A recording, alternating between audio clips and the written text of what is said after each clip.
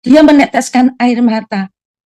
Saya juga melihat jarang suami saya itu menangis dengan kondisi kecemasan seperti itu. Saya bisa membayangkan kalau sampai suami saya dalam keadaan sangat cemas, karena dia juga seorang profesi yang tahu persis bagaimana keberadaan anak saya yang dengan keadaan dibawa dengan ventilator, dengan peralatan, harus ke rumah sakit yang dituju dan itu penuh, harus cari rumah sakit lagi. Tidak terbayangkan. Dalam pikiran suami saya pasti betapa beratnya dia. Di situ saya mendapatkan cerita dari saudara saya bahwa dia melihat dari jauh suami saya itu ada di pinggir, di dekat sebelah mana itu dia menangis. Saya percaya dia sedang berdoa, memohon pertolongan Tuhan. Dan ternyata memang Tuhan menolong dan ada tempat. Akhirnya diurus kembali dan ada tempat kamar untuk menerima anak saya. Puji Tuhan, saudara-saudara, seperti cuplikan yang sudah kita nonton bersama, kali ini kami akan tayangkan kesaksian dari seorang muslim yang kini murtad masuk Kristen. Penasaran dengan kesaksian ini? Mari kita nonton dan saksikan bersama. Ibu Lani Raharjo, saya seorang ibu dengan suami Hinarto Utomo dan 2 anak yang Tuhan anugerahkan kepada kami. Yang anak yang pertama saya panggil Abner Bramantio dengan Bram, yang akan saya sharingkan pada kesempatan ini, di mana saat ini dia sudah berada bersama dengan Bapa di surga. Anak yang kedua, Senia Adinda Putri, Senia, panggilan anak saya yang kedua, dan saya sudah mempunyai cucu seorang. Oleh anugerah Tuhan, Tuhan berikan keluarga yang sangat-sangat mengasihi Tuhan. Saya bersyukur untuk didikan orang tua saya yang senantiasa mengingatkan kami untuk hidup takut akan Tuhan. Dan saya juga bersyukur Tuhan memberikan hikmat kepada saya untuk dapat membimbing 2 anak saya yang Tuhan titipkan, ciptaan Tuhan yang Tuhan titipkan kepada saya. Saya ingin sharingkan bagaimana saya menjalani masa-masa yang demikian sulit, di mana saya berada di titik yang paling rendah di bulan November tahun 2019. Di situ di tanggal 16 November 2019, saya mendapatkan sesuatu berita musibah yang menimpa anak saya. Tidak pernah terpikirkan, tidak pernah terbayangkan, dan semuanya dalam keadaan baik. Bahkan Tuhan mempertemukan kami di tanggal 1, 2, dan 3 November 2019. Saat itu secara tidak ada yang mengatur, saya percaya itu Tuhan yang mengatur, yang mempertemukan kami sekeluarga. Saya ingin menceritakan, kebetulan anak saya, almarhum Bram, anak sulung saya, itu saat itu bekerja di Jakarta. Anak kedua saya, Senia, sedang menempuh pendidikan spesialis di Jogja. Menantu saya bekerja di Surabaya. Tanggal 1, 2, dan 3 itu mereka bisa berjumpa dengan kami di Semarang. Memang ada rencana anak kami Senia dengan menantu saya ke Semarang karena mereka suami istri, mereka ingin menengok omanya yang sakit. Sedangkan anak saya yang Bram, yang sulung itu, dia tidak ada rencana untuk istilahnya janjian dengan anak saya yang kedua. Tapi tiba-tiba dia mengabarkan bahwa dia akan ke Semarang karena ada tugas pekerjaan. Suatu anugerah yang luar biasa, kami bisa berkumpul lengkap. Kami berlima bisa berkumpul, bisa anak saya Bram dan anak saya Xenia dan menantu saya bisa menengok oma mereka yang dalam keadaan stroke. Itu suatu anugerah, dan hari Sabtu malam kami bisa makan bersama, kita bisa foto bersama. Hari Minggunya mereka kembali ke tempat masing-masing. Saya dan suami mengantarkan anak saya Xenia ke travel untuk kembali ke Jogja, sementara kami terus menghantarkan anak saya Bram dan menantu saya ke bandara, karena yang satu pulang ke Surabaya, satu pulang ke Jakarta. Itu pertemuan yang sungguh luar biasa. Jika meruntut kembali, ini adalah anugerah Tuhan. Karena di tanggal 16 November, itu kejadian tanggal 3 November mereka kembali ke tempat masing-masing. Tanggal 16 November di tahun 2019, siang hari jam 1:30 saya mendapatkan kabar. Pada saat itu saya sedang dalam posisi mengendarai mobil, saya setir sendiri. Saya mendapatkan kabar dari suami kalau anak saya Bram mengalami musibah kecelakaan. Saat itu dalam pikiran saya sudah sedih, cemas, dan sebagainya. Padahal saat itu saya berencana akan ke rumah mami saya, dan dengan adik saya juga untuk memberikan sukacita kepada mami saya. Ternyata rencana itu saya batalkan, saya langsung pulang ke rumah. Di rumah suami saya sudah menunggu, dan saat itu dia menceritakan bahwa mendapatkan telepon dari teleponnya anak saya Bram, nomornya Bram, menelepon suami saya, tapi yang menyampaikan itu orang lain. Saat itu suami saya berpikir, ya diterima berita itu, Bapak ini anaknya kecelakaan, anaknya ada di rumah sakit, di Cisarua, rumah sakit di Cisarua, Bogor. Terus suami saya bilang, oh ya, ya sudah, ada berita, suami saya menerima, tapi suami saya kemudian takut karena banyak saat ini kan banyak orang mengaku-ngaku pakai nomor handphone, mengaku apanya sakit, apanya di rumah sakit, isinya penipuan. Sehingga saat itu suami saya mencari data langsung kebetulan suami saya kan profesinya juga seorang dokter, dia sedang di ruang praktek. Dia mencari info sebelum ketemu dengan saya, dia mencari info dulu, betul nggak di rumah sakit itu ada pasien bernama Abner Bramantio. Ternyata betul. Terus sampai di rumah ketemu saya, kita langsung bicara kembali dengan dokternya. Ternyata betul, anak kami ada di rumah sakit Cisarua, Bogor. Kemudian suami saya menghubungi kembali ke dokter jaga yang ada dan menanyakan kondisinya. Saat itu dokter mengatakan kondisi anak saya dalam keadaan koma.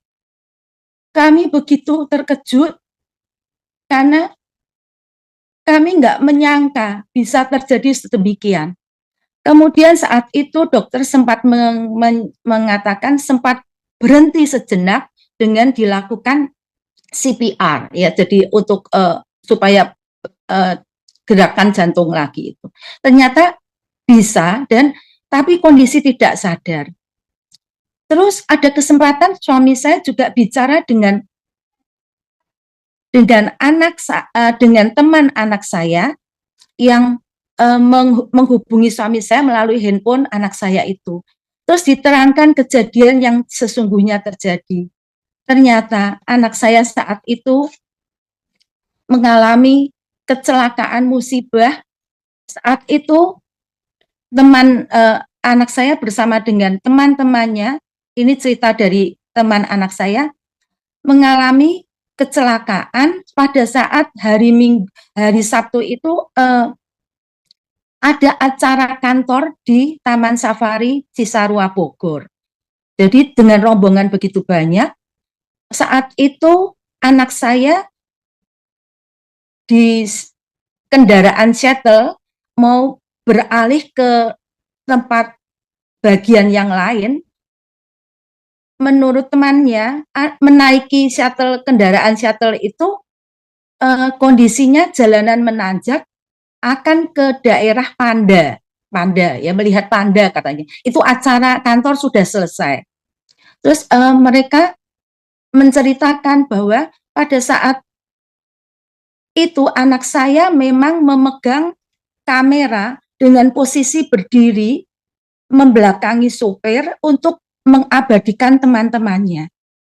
Kendaraan shuttle itu memang tidak ada pintu, karena memang kendaraan shuttle mungkin saat itu pengunjung banyak sehingga bukan suatu bis yang tertutup pintu, jadi tidak ada. Saat itu kendaraan itu naik dan menikung tanjakan. Ternyata mungkin terlalu keras sopir mengendarai, anak saya terlempar keluar. Terlempar dari kendaraan shuttle dan kepala membentur jalanan. Saat itu diberikan pertolongan, dibawa ke rumah sakit Cisarua yang terdekat. Itulah kejadian yang menimpa anak saya pada saat bersama-sama dengan teman-teman sekantornya dalam suatu acara di Taman Safari Cisarua itu. Setelah mendapat penjelasan itu, suami saya langsung sore itu juga ke Jakarta, menghubungi saudara, famili. Saya sendiri udah dalam keadaan nggak menentu. Ada kecemasan, ada kegelisahan, ada ketakutan, kesedihan yang mendalam. Karena begitu suami saya menceritakan seperti dokter jaga menceritakan ke saya, dia mengatakan ke saya, "Mam, kamu harus siap ya." Saat itu Roh Kudus itu berbicara ke saya katakan kepada suami saya. Padahal dalam keadaan panik, saya berkata, "Iya, siap tidak siap, saya harus siap." Itu Roh Kudus menuntun saya sehingga perkataan yang menguatkan itu memang terbukti memberikan kekuatan yang luar biasa, membuat saya siap menghadapi semua bersama Tuhan. Saat sore itu, suami berangkat ke Jakarta. Sebelum berangkat menghubungi saudara dari suami saya. Mereka ada yang ke Cisarua, saudara dari saya, ada yang langsung nanti menemui ke rumah sakit karena direncanakan akan dari Cisarua, malam itu juga direncanakan akan dibawa ke Rumah Sakit Siloam Karawaci. Saat itu saudara kakak dan adik suami saya langsung ke tempat lokasi, ke rumah sakit. Di sana sudah ada teman-teman dari anak saya, juga ada petugas dari Taman Safari. Sedang suami saya tidak ke Cisarua karena suami saya memutuskan untuk menemui di rumah sakit Karawaci saja, karena percuma kalau harus ke sana toh dibawa ke rumah sakit Karawaci, Siloam Karawaci.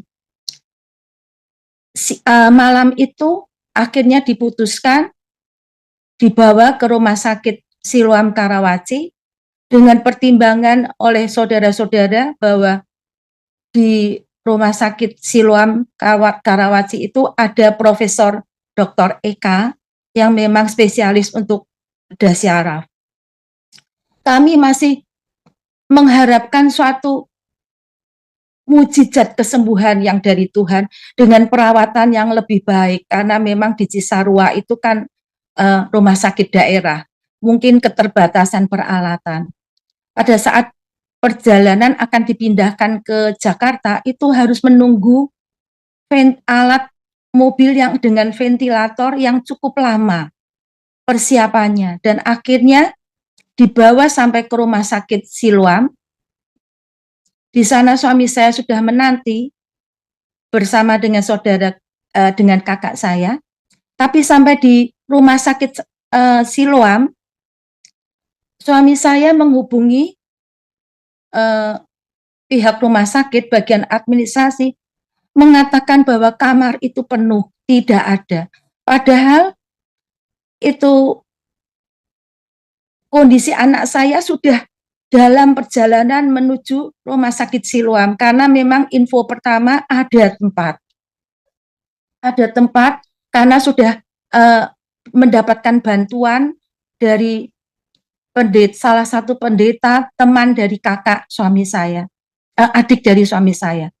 Tapi kenyataannya begitu suami saya datang ke rumah sakit Siloam untuk menemui, nanti sambil menunggu ambulans datang yang membawa anak saya, ternyata dapat kabar tidak ada kamar.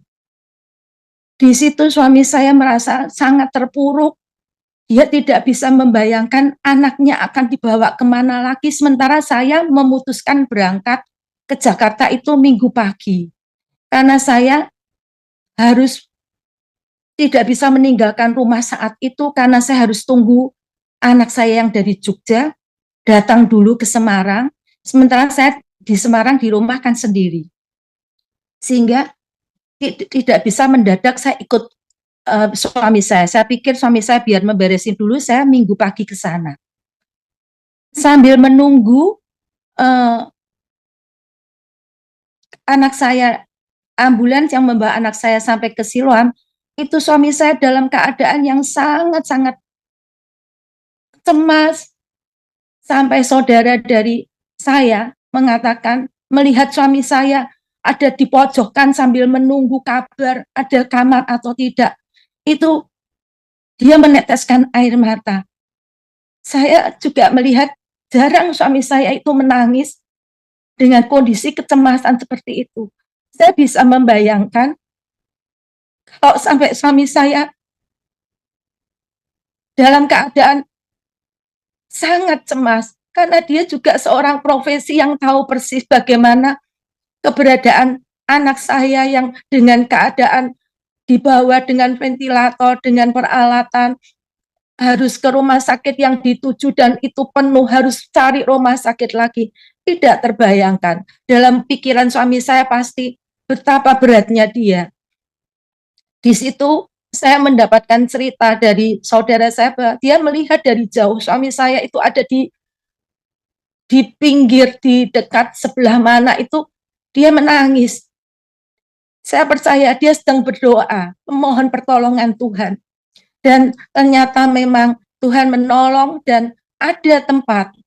Akhirnya diurus kembali dan ada tempat kamar untuk menerima anak saya. Akhirnya sampai di rumah sakit Siloam Karawaci itu malam menjelang pagi dan semua disiapkan macam-macam.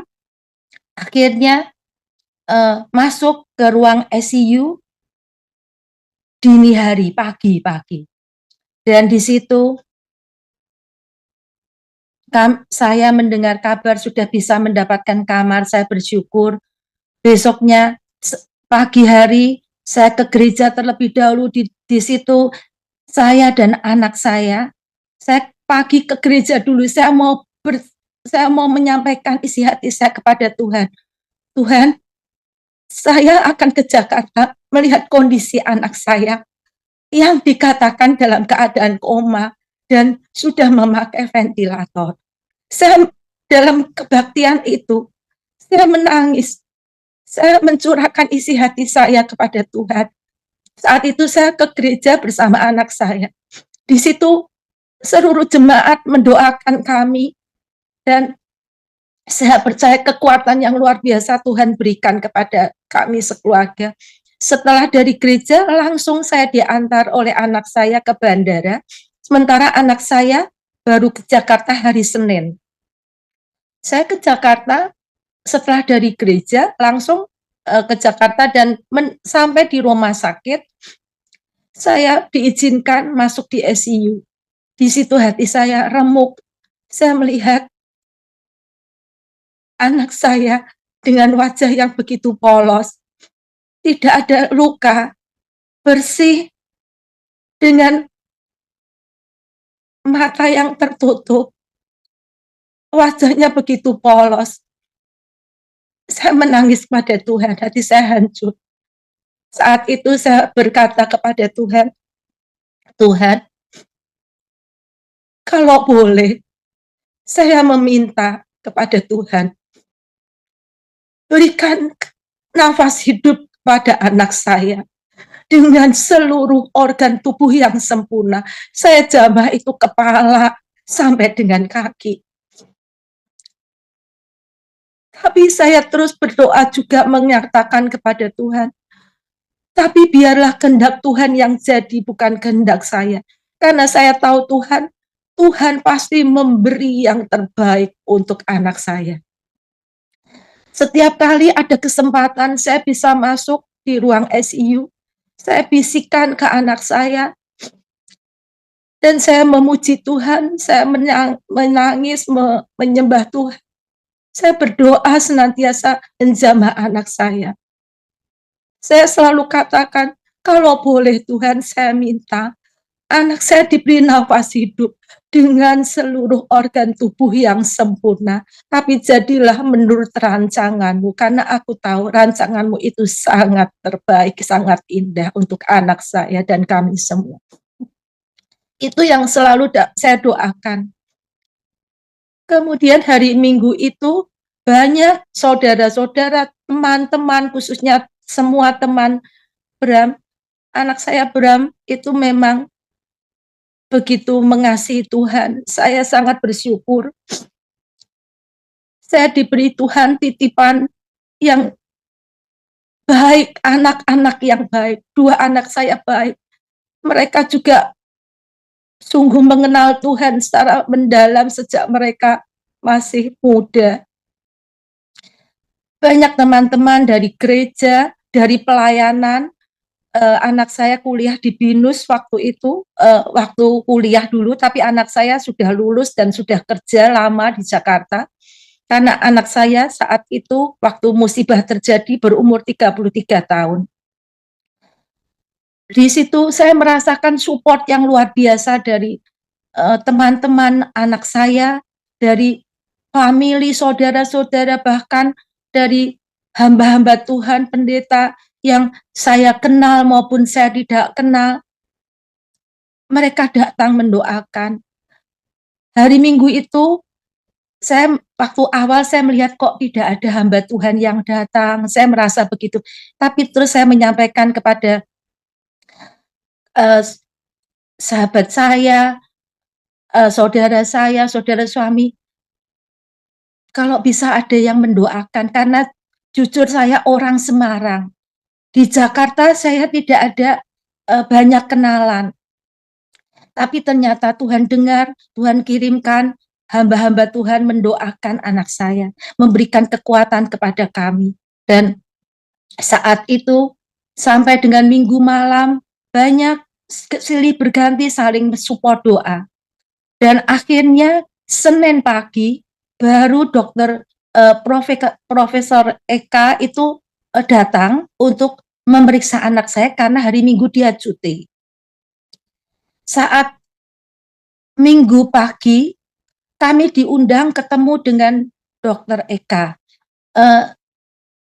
Dokter Eka memanggil kami dan saya dan suami masuk ke ruangan ICU dan Dokter Eka menerangkan kepada suami saya, ya mungkin karena sama-sama profesi, mungkin istilah saya banyak yang kurang paham, tapi saya tahu persis bahwa secara medis, secara kedokteran, mustahil anak saya bisa hidup dengan baik, mustahil bisa hidup. Itu ibaratnya yang dikatakan seperti itu. Karena Dokter Eka menerangkan ke suami saya hanya mendengar begitu. Dan akhirnya kami menyerah. Dokter Eka menepuk suami saya. Dan setelah itu kami hanya dapat berdoa, memohon pertolongan Tuhan, biarlah rancangan Tuhan yang digenapi. Hari Senin pagi itu, saya dan suami mendapatkan suatu kekuatan, mendapatkan suatu support doa dari Bapak Ibu Pendeta. Saya kurang paham namanya, yang jelas itu dari pendeta dari adik dari suami saya.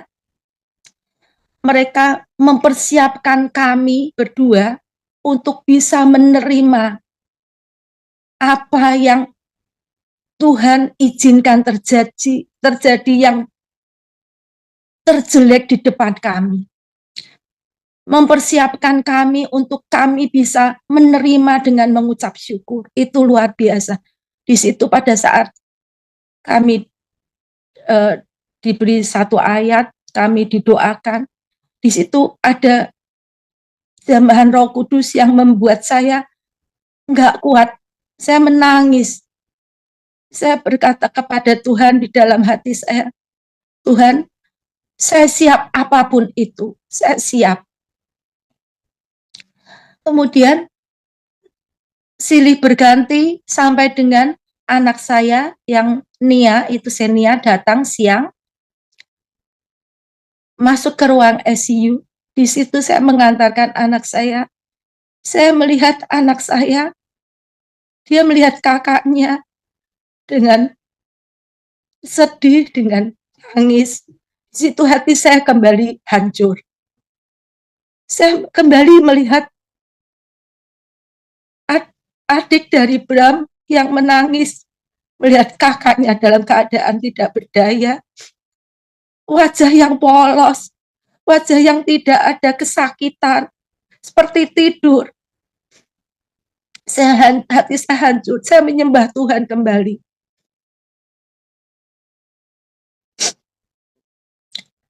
Kemudian malam itu sore itu juga banyak teman-teman dari semua pihak, teman saya juga, teman suami, saudara, famili, bahkan teman-teman dari anak saya yang dulu tergabung dalam family altar. Dia pelayanan ketika kuliah di BINUS. Mereka datang semua support doa, teman-teman kantor. Saya merasa ada kekuatan yang baru. Di situ saya terlihat tidak terlalu sedih kalau bergabung dengan mereka, karena mereka serasa dalam suasana teman-teman seiman. Ada support. Saat itu, sampai dengan jam 8 hari Senin itu, ruang ICU sudah tidak boleh ada yang masuk lagi, karena memang jam besok sampai jam 8.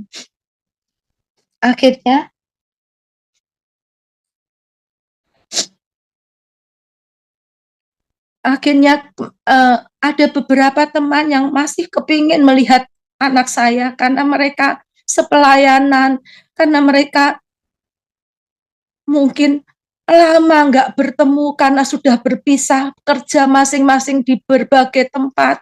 Akhirnya mendapat kabar, mereka bisa ketemu di rumah sakit itu. Mereka ingin melihat anak saya, melihat teman-teman pelayanan mereka.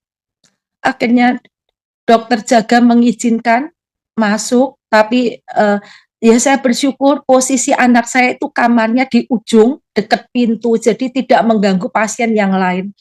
Suami saya meminta izin dispensasi, diundur sedikit jam besuknya, meskipun sebetulnya nggak boleh, tapi mungkin dokter jaga melihat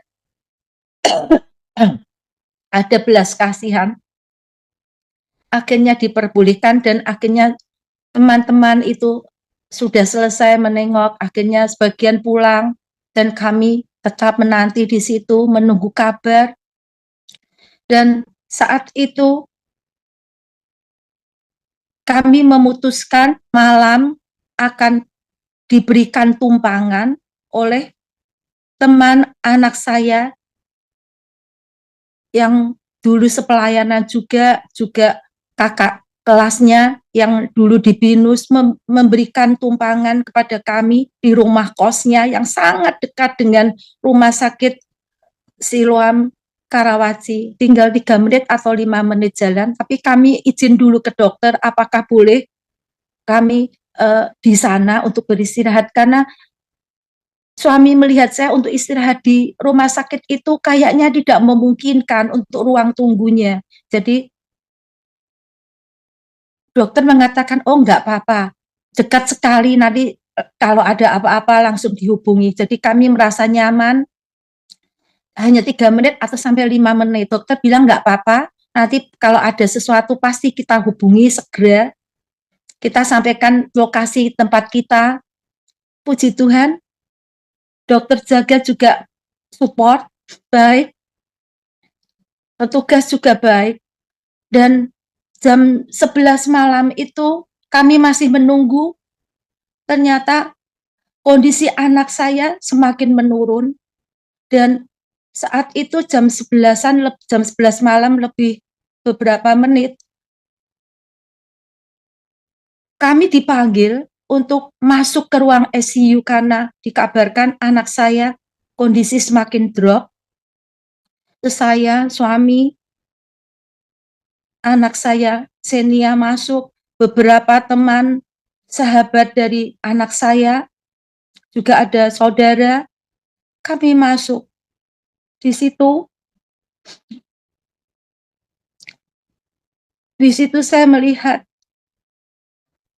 anak saya semakin drop. Saat saya masuk, hati saya remuk. Saya mengajak semua untuk menyanyikan pujian. Saya katakan kepada anak saya dengan berbisik. Saya melihat anak saya yang semakin keadaannya menurun. Saya katakan kepada dia, Bram, kamu tahu lagu kesukaan Mam. Anak saya kalau memanggil saya itu Mam, Mami itu Mam. Kamu tahu lagu kesukaan Mam. Saya bisikan demikian, saya katakan kepada dia.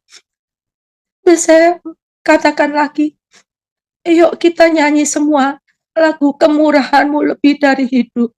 Saat itu saya katakan kepada anak saya, Bram, Mam, lagu kemurahan-Mu lebih dari hidup itu lagu kesukaan Mam.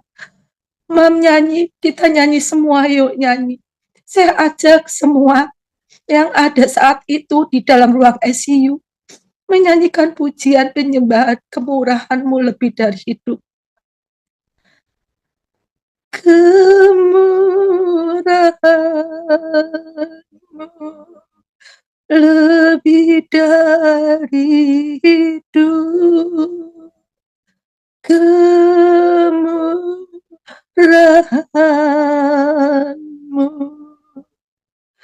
lebih dari hidup. Saya nyanyikan lagu itu, bahwa dengan lidahku ku memuji Engkau, kemurahan Tuhan lebih dari hidup. Saat saya menyanyikan lagu itu berulang-ulang, kami menyanyikan berulang-ulang, Tuhan melalui Roh Kudus mengingatkan kepada saya. Saat itu Tuhan melalui Roh Kudus mengingatkan saya Senin dini hari, malam, Sabtu Minggu malam, saya nggak bisa tidur. Saya sampai tidur tuh jam 2 malam, baru saya bisa tidur setelah saya memuji Tuhan, menyembah Tuhan. Dan saya bermimpi saat itu. Jadi dalam pujian itu saya diingatkan Tuhan, mimpi saya Senin dini hari. Saya melihat terowongan-terowongan yang bentuknya seperti yang lazimnya terowongan, gelap sekali, tapi seolah-olah terowongan itu berjalan, seolah-olah kita yang di dalam itu karena berjalan, terowongan itu seolah-olah berjalan. Dan saya merasakan berjalan di dalam lorong yang gelap seperti itu. Tapi pada saat saya melihat, merasakan terowongan yang gelap, saya melihat di ujung terowongan itu ada terang, ada titik terang. Waktu saya melihat terowongan yang gelap dan rasanya berjalan di situ, ada titik terang di ujung terowongan itu. Saya diingatkan Tuhan dengan mimpi saya itu. Waktu saya bangun dari mimpi, saya udah sampaikan ke suami saya mimpi saya melihat terowongan-terowongan yang gelap, dengan di ujung terowongan itu ada titik terang. Terus Tuhan mengingatkan saya pada saat saya menyanyi kemurahan-Mu lebih dari hidup. Tuhan ingatkan saya, ada titik terang. Saat itu saya ingat mimpi saya dan saya berkata kepada anak saya bisikkan kepada dia, Bram, kalau kamu lihat titik terang,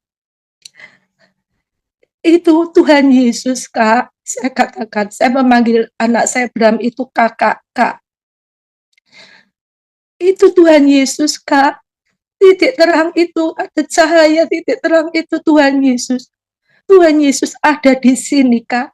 Jika kamu lihat titik terang itu, jika kamu lihat cahaya itu Tuhan Yesus. Kamu nggak apa-apa, kamu ikut aja Tuhan Yesus. Kamu ikut Tuhan Yesus ada di sini. Tuhan Yesus mau jemput kamu. Saya ingat titik terang itu adalah terang Kristus.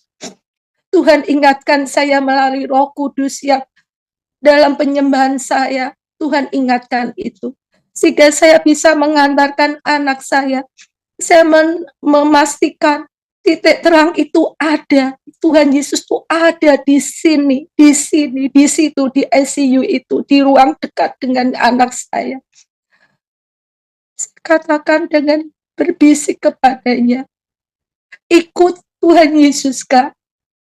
Titik terang, kamu ikut ya, ikut titik terang, karena itu Tuhan Yesus.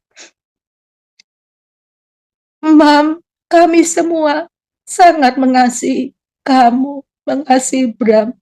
Tapi Tuhan Yesus lebih mengasihi Bram. Saya katakan seperti itu kepada anak saya dengan berbisik. Air mata saya tidak kuat. Saya katakan kepada anak saya dengan berbisik, ikut Tuhan Yesus, gak apa-apa, Kak. Itu, tapi kamu ikut titik terang ya, titik terang. Itu pasti Tuhan Yesus. Setelah itu, saya melihat anak saya semakin drop, dan sampai pada akhirnya tinggal segaris street, seperti kalau di ruang ICU itu, tanda Tuhan menjemput anak saya berpulang.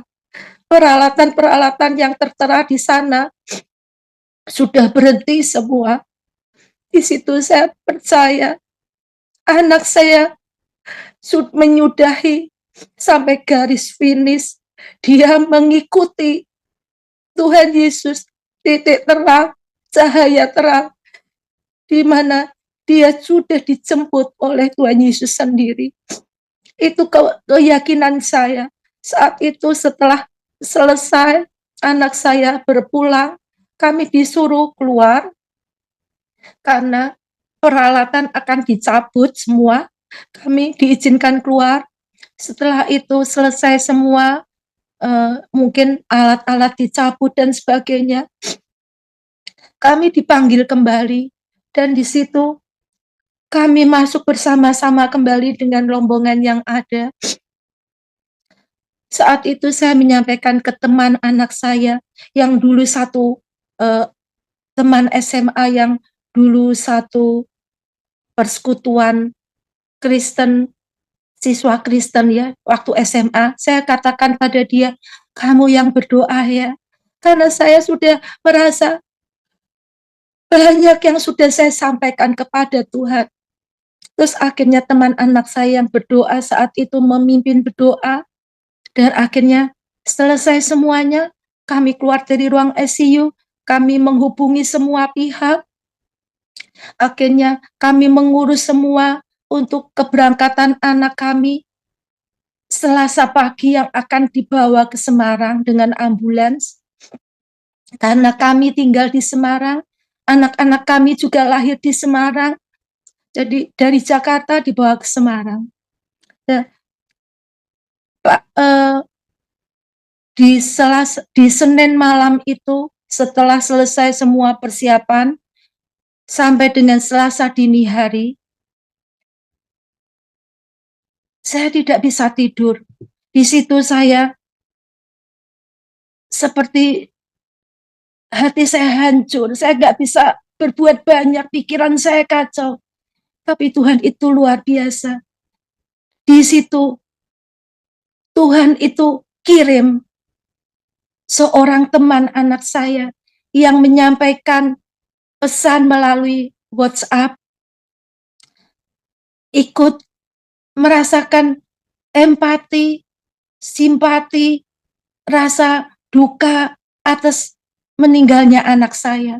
Di situ dia juga menceritakan di pesannya bahwa hari Senin pada saat anak saya masih di ruang ICU, kelompok teman-temannya mempunyai suatu kelompok di WhatsApp itu memanjatkan doa syafaat untuk anak saya Senin itu ya, Senin siang kalau nggak salah Senin siang. Mereka berdoa syafaat untuk kesembuhan anak saya. Di situ teman anak saya ini menyampaikan pada saat doa syafaat itu ada seorang teman anak saya Bram menyampaikan bahwa Bram dalam doa syafaatnya mungkin dia mendapatkan suatu penglihatan, dia bisa menyampaikan kepada teman anak saya yang memberikan pesan itu ke saya, bahwa temannya itu saat berdoa, dia melihat bahwa Bram tidak mau balik, enak di sini katanya. Bram gak mau balik, Bram enak di sini, Bram enak di surga. Di situ saya mendapatkan pesan itu. Hati saya menangis, tapi saya dikuatkan suatu kekuatan yang luar biasa. Saya diteguhkan bahwa ternyata betul Bram sudah di surga. Dia mengikuti Tuhan Yesus, cahaya terang yang datang menjemputnya. Dia sudah senang, dia nggak mau balik katanya. Itu yang meneguhkan saya. Setelah itu saya tidur, saya bisa tidur meskipun tidurnya nggak nyenyak. Pagi hari saya harus mempersiapkan, kami bersama-sama akan Semarang. Mobil ambulans yang membawa jenazah anak saya ditemani dengan teman kantornya Bram, sahabatnya teman kantornya Bram, dan kakak saya yang menemani di ambulans. Sementara jalan darat, sementara kami, saya, suami, dan anak saya, kami dengan jalan udara. Akhirnya kami sampai di Semarang, di rumah duka Tionghoa Iwan. Di situ saya merasa nggak tahu harus berbuat apa, tapi saya bersyukur di situ sudah menanti banyak teman-teman sepelayanan, Bapak Ibu Gembala kami, saudara, kakak, adik, mereka sudah menanti kami.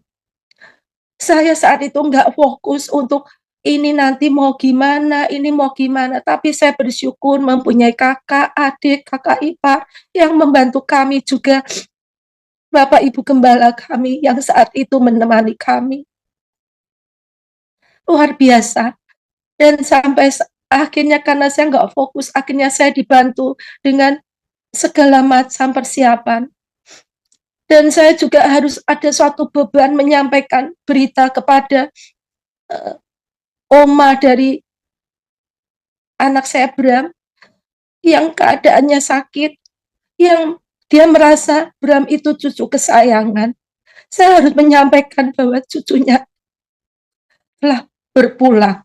Saya nggak bisa menyampaikan, tapi kalau saya tidak sampaikan, apa yang menjadi beban saya seterusnya? Akhirnya saya disarankan oleh Bapak Ibu Gembala, saya sampaikan Lani, sampaikan. Akhirnya Tuhan berikan saya kekuatan, saya menyampaikan kepada mami saya. Hari Selasa malam itu diadakan tutup peti. Di situ ada suatu hal yang luar biasa Roh Kudus bekerja kepada saya. Saya diberikan kekuatan yang luar biasa. Pada saat memuji Tuhan, pada saat akan penutupan peti jenazah Selasa malam, Tuhan kembali melalui Roh Kudus mengingatkan saya, Rani, ini Bram adalah anak yang saya titipkan ke kamu, yang harusnya sudah engkau rawat, engkau didik. Saat ini saya mengambil kembali titipan saya.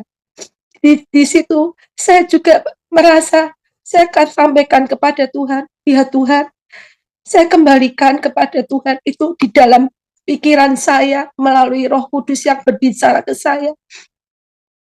Iya, saya kembalikan kepada kamu Tuhan yang sudah menciptakan anak saya.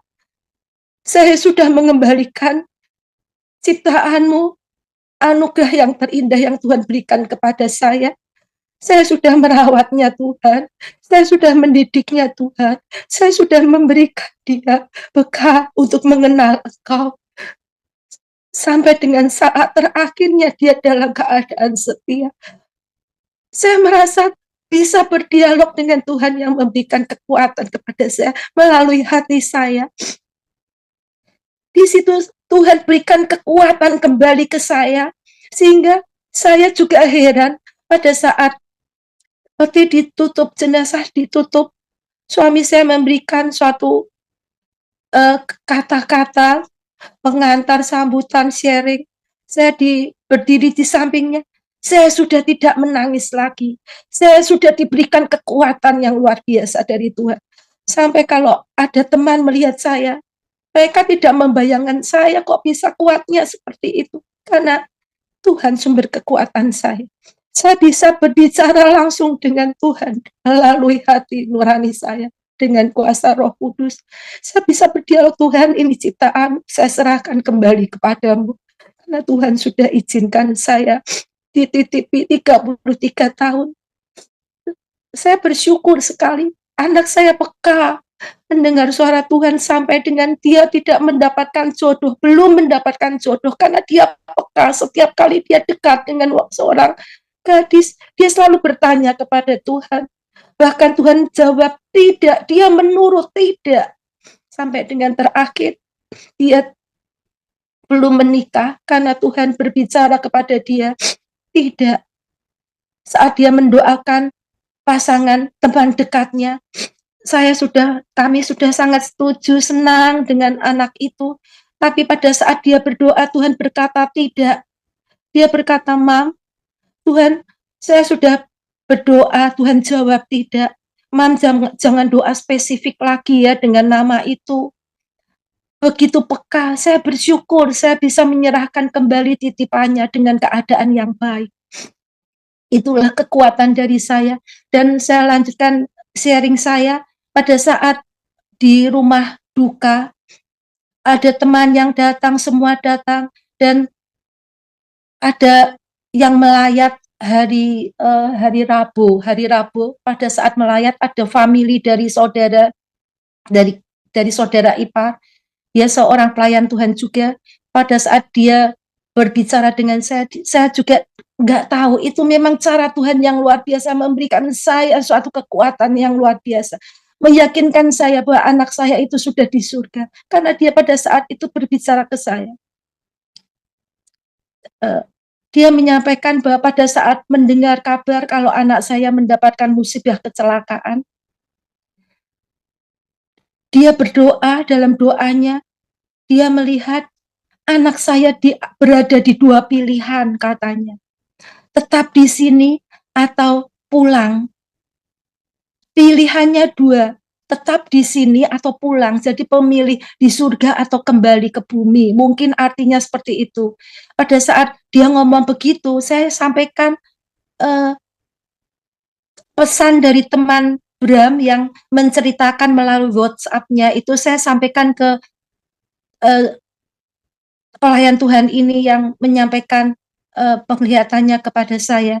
Dia sampai terharu, ternyata Tuhan sudah jawab bahwa memang anak saya sudah enak di surga. Pilihannya dua, dia memilih di sana, karena memang di sana lebih bahagia, lebih mulia, karena bersama dengan Dia menjadi tujuan hidupnya saat dia diberikan nafas kehidupan dalam kehidupan ini.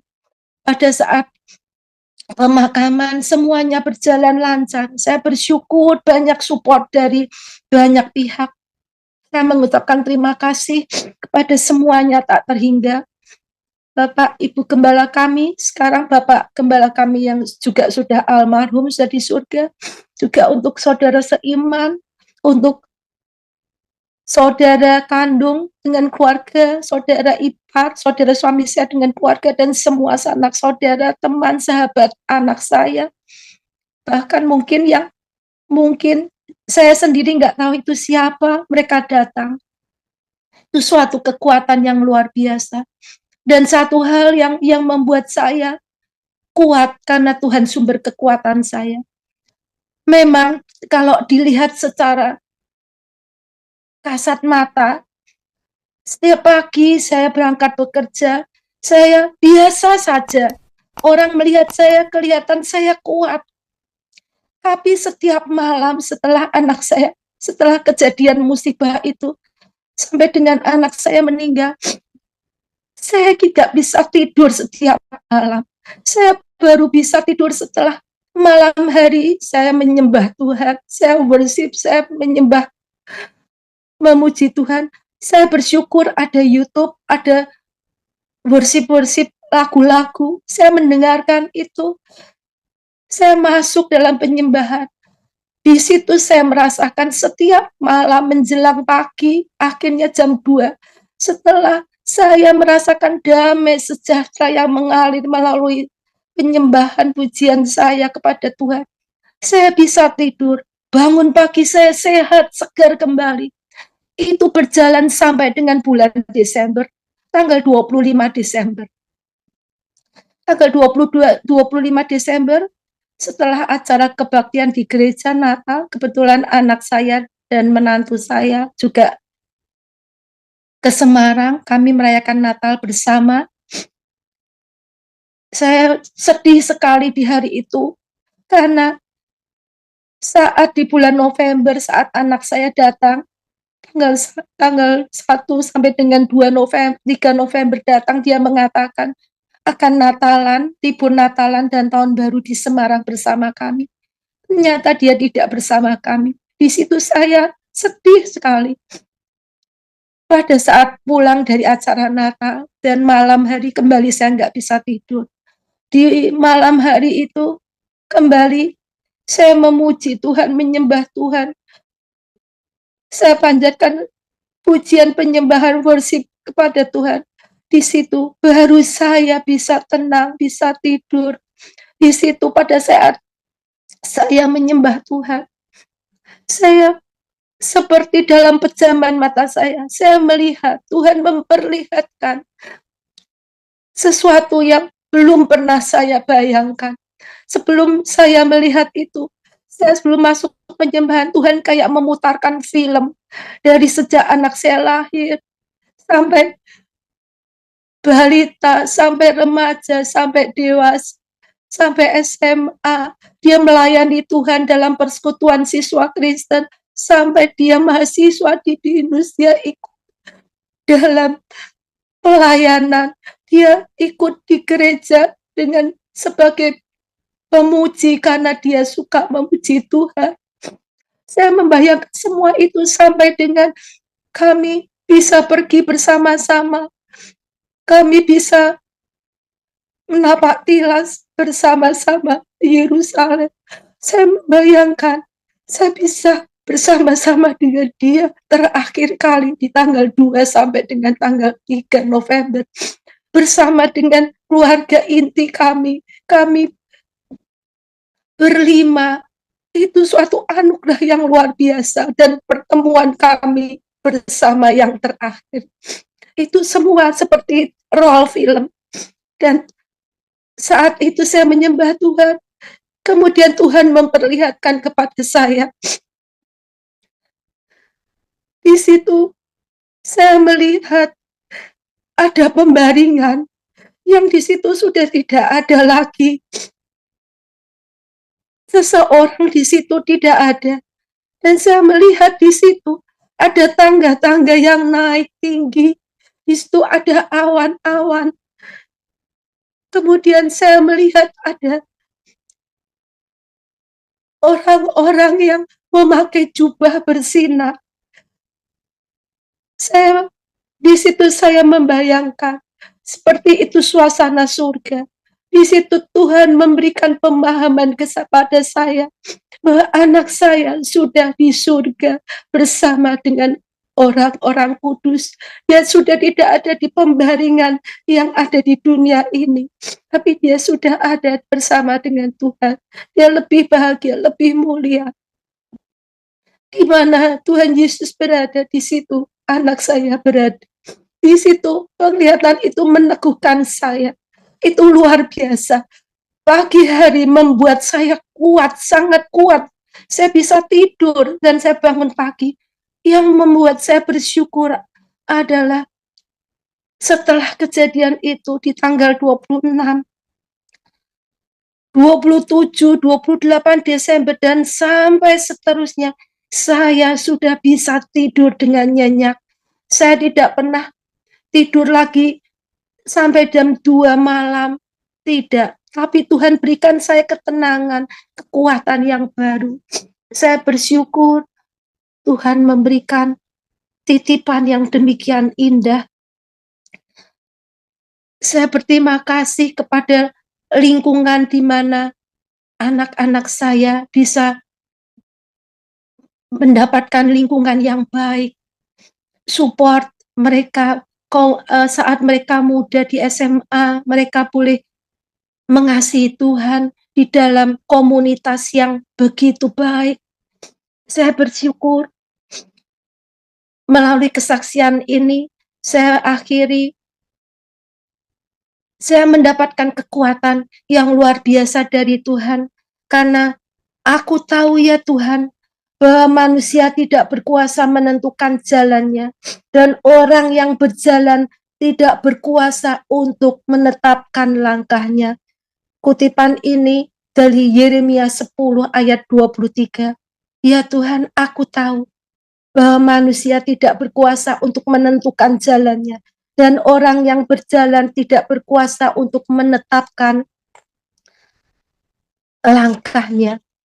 Dan dalam Wahyu 14 ayat 13, dan aku mendengar suara dari surga berkata, tuliskan, berbahagialah orang-orang mati yang mati dalam Tuhan sejak sekarang ini.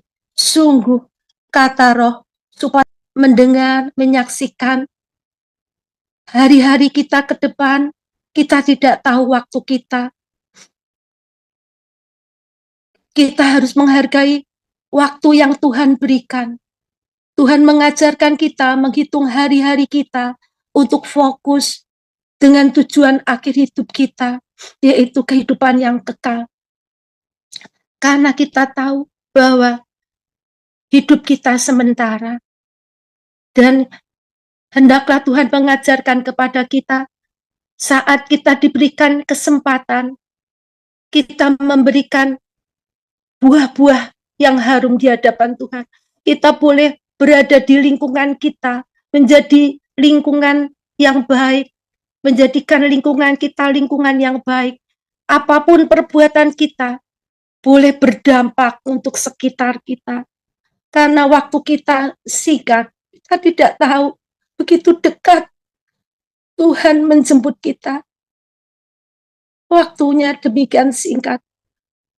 Masa-masa pandemi yang kita lihat juga demikian dahsyatnya. Siapkah kita? Saat ini Tuhan ingatkan kepada saya dan semua sahabat-sahabat benar-benar menggunakan waktu yang Tuhan masih izinkan, memberikan waktu kepada kita untuk melakukan hal-hal yang baik, yang positif. Kita boleh semakin berakar, mengenal Dia semakin lebih mendalam lagi, sehingga di dalam segala musim hidup kita, Dia selalu ada, dan memberikan kekuatan kepada kita, memberikan penghiburan. Dia menghapuskan air mata kita, menjadikan permata-permata yang indah, menjadi berkat bagi banyak orang. Itu kesaksian saya. Saya mohon maaf jika mungkin ada kekeliruan yang saya sampaikan. Puji nama Tuhan, demikianlah kesaksian yang sudah kita nonton bersama. Kiranya kesaksian ini dapat memberkati kita semua. Dan terima kasih buat semua yang sudah dukung dan support channel ini. Doa kami selalu menyertai saudara semua dimanapun berada. Sekali lagi terima kasih dan salam, sampai jumpa.